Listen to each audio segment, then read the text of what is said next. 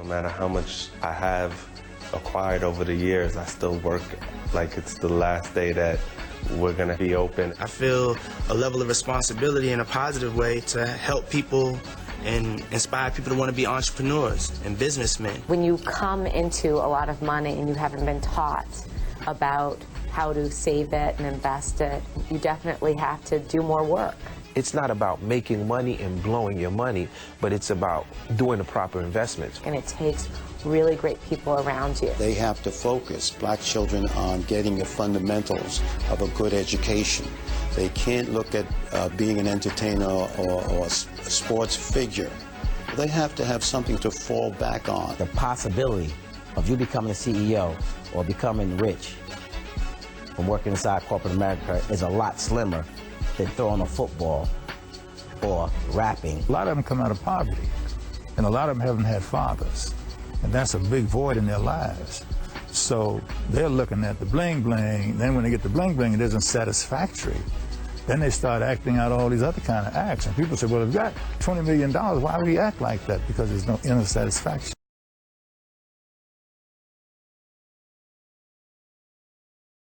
But since going back to, as long as we've been talking about this stuff, that is seen as a way out, right? So it's, and then hip hop came along. You could ball or you could be a rapper, but that's not the only two ways out. It's good to use basketball as a tool to see a new part of the world, to expose yourself to things, and it's great when people use it. And some people have a special gift, and that really is going to be their life. That's going to be almost nobody. Almost nobody. So it's a dream, it's great, and kids dream, and it is a way out for a very, very, very few. But really what it can be is just kind of a ticket to see the rest of the world, which is the most important thing, and to open opportunities. You know what I mean? But I think for so long, we bought into the narrative that that's all we could be.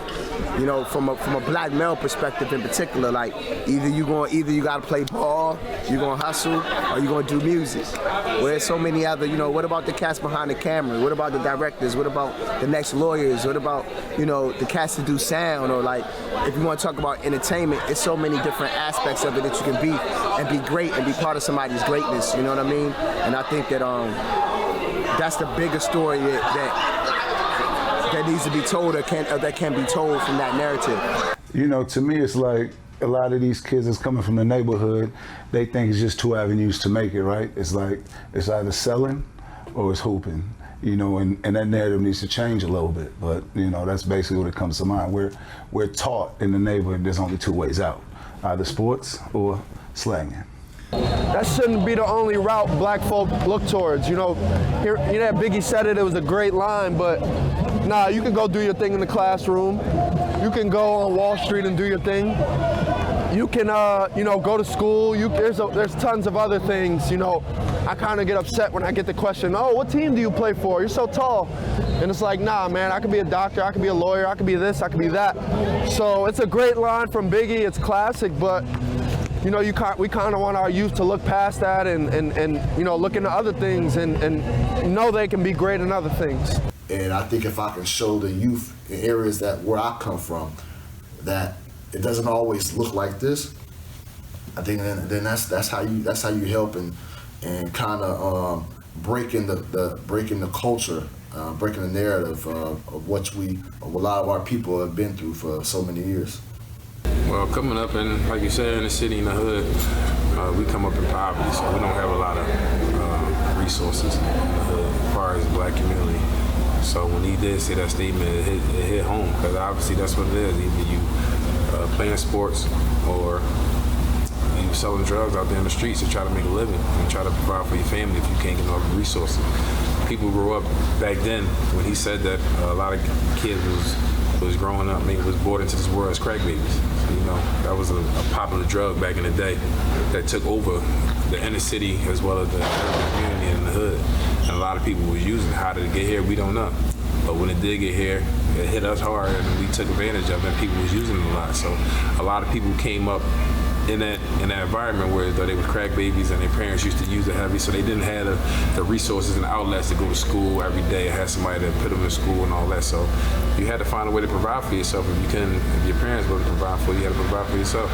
I think for us as people of black and brown color, you know, back then, especially during that time, things have changed now, I think, to a certain extent, where we realize, like, man, there's other opportunities, there's other things that we can be besides, you know, a drug dealer, rapper, you know, or an athlete.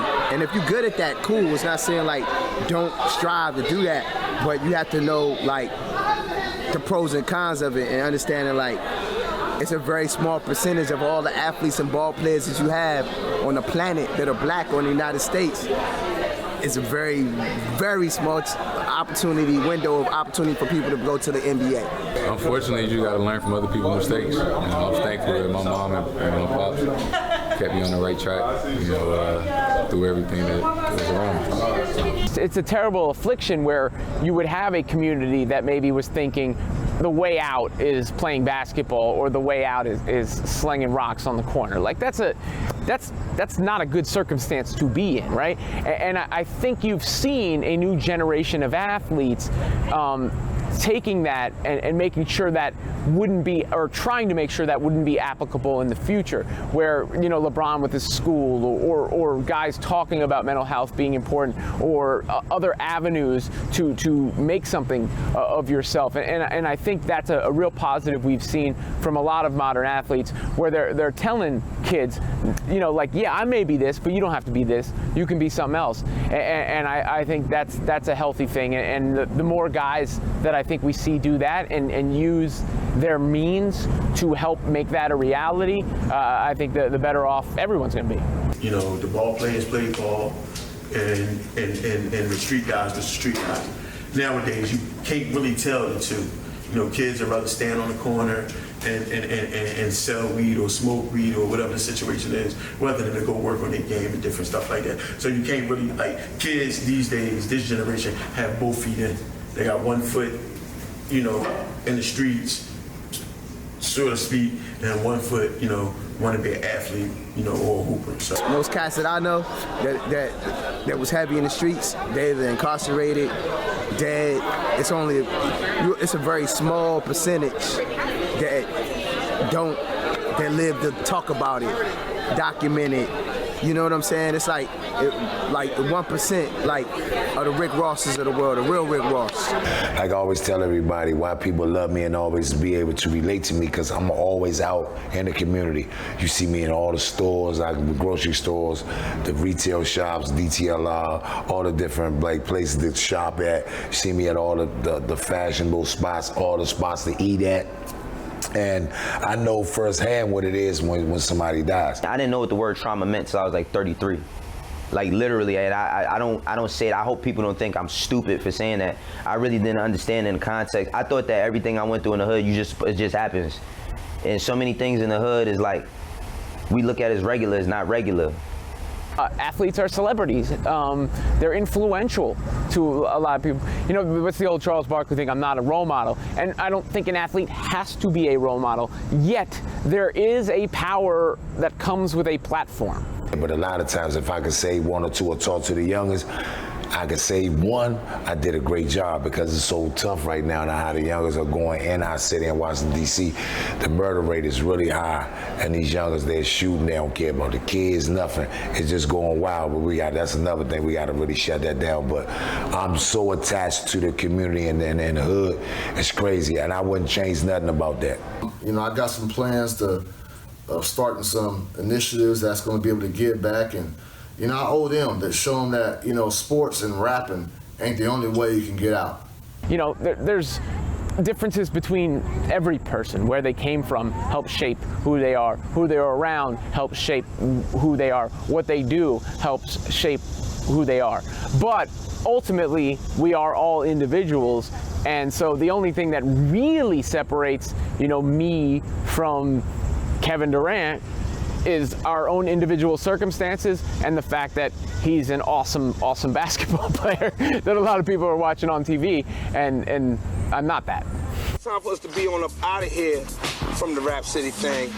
Before we go, let me ask you a question. You had a Juicy, your first single, you had a statement on the end of the song that said, "Cause I went from negative to positive, and it's all good." Does that still ring true? Definitely, you know what I'm saying? I'm just trying to just be that straight dude.